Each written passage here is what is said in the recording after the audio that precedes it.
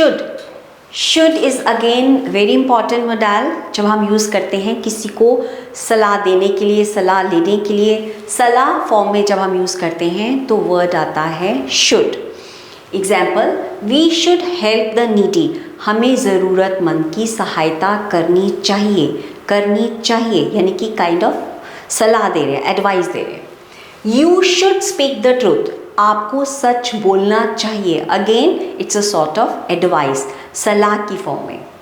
फिर बात करते हैं would. It is equally important. Would जब हम यूज़ करते हैं पसंद नापसंद में, तो कैसे यूज़ करते हैं? Like what would you like to have, आप क्या लेना पसंद करेंगे, राइट? पसंद पूछी हमने, लगाया वुड।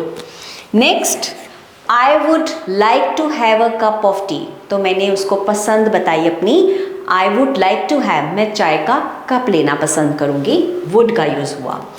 अब एक वुड बहुत इंपॉर्टेंट है जहाँ हम यूज़ करते हैं कंडीशनल सेंटेंसेस में।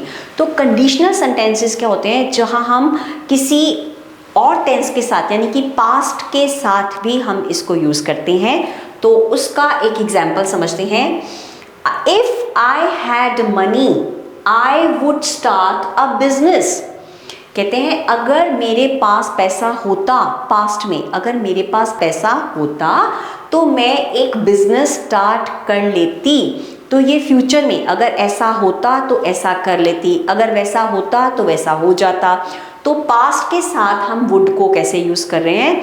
तो इस तरह से हम वुड को यूज़ करते हैं। ये बहुत इंपॉर्टेंट है और एग्ज़ाम्स में भी इसके बहुत इंपॉर्टेंट पॉइंट्स आते हैं, करेक्ट इनकरेक्ट होते हैं। और राइटिंग में तो ये बहुत ही ज़्यादा इंपॉर्टेंट है जब हम कोई ऐसे लिखते हैं, राइट? नेक्स्ट है, if she had worked hard she would clear the exam. अगर उसने मेहनत की होती, पास्ट की बताते हैं कि अगर उसने मेहनत की होती तो वो एग्ज़ाम क्लियर कर लेती हमने लगाया वुड की फॉर्म में। और इसके पहले हमारा लगा है पास्ट में। पास्ट में हमने बताया कि अगर उसने मेहनत की होती तो वो एग्ज़ाम क्लियर कर ली होती।